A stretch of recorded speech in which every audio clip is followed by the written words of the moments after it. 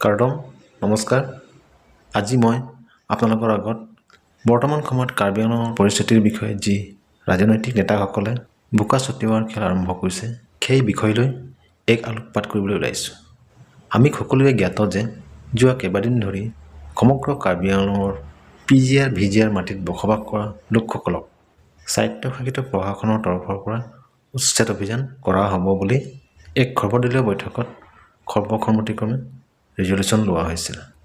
গতিকে ইয়াকে লৈ ৰাজনৈতিক নেতাৰ পৰা আৰম্ভ কৰি কিছুমান নিউজ চেনেলে খিলঞ্জীয়াৰ বিৰুদ্ধে গৈ বহিৰাগতৰ সপক্ষে মাত মাতা বিভিন্ন ছ'চিয়েল মিডিয়াৰ যোগেদি আমাৰ সকলোৰে দৃষ্টিগোচৰ হৈছে।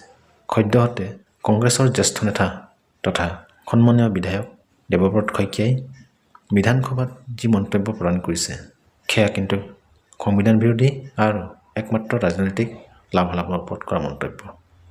তেখেত খুব ভালকৈ জানে 6 শিডিউলনো কি বস্তু। গতিকে আহ্বান জনাইছোঁ যাতে অনাগত দিনত এই ধৰণৰ মন্তব্য প্ৰদান নকৰে। সহজ সৰল কাৰ্বিসকল জাগিছে, নিজ মাতৃভূমিক ৰক্ষাৰ বাবে দলে বলে ওলাই আহিছে আৰু কাউন্সিল তথা চৰকাৰক প্ৰত্যাহ্বান জনাইছে যে কাৰ্বিসকল আজিৰ তাৰিখত অকৰা কাৰ্বি হৈ থকা নাই। সেয়েহে এই 6 শিডিউল এৰিয়াত PGR VGR মাটিত বেদখল কৰা লোকসকলক উচ্চতম ন্যায়ালয়ৰ নিৰ্দেশনাৱলী মতে অতি শীঘ্ৰেই উচ্ছেদ কৰিব লাগে।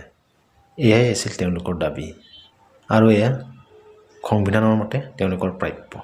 গতিকে অসমৰ সকলো খিলঞ্জীয়া জাতি জনগোষ্ঠীৰ লোকসকলে নিজ মাতৃভূমিক ৰক্ষা কৰি একেলগে আগবাঢ়ি যোৱাৰ সংকল্প লোৱা উচিত। অন্যথা বেছি পৰ নালাগে ডক্টৰ ভূপেন হাজৰিকাই লিখি যোৱা অসম ৰসাতলে যাব।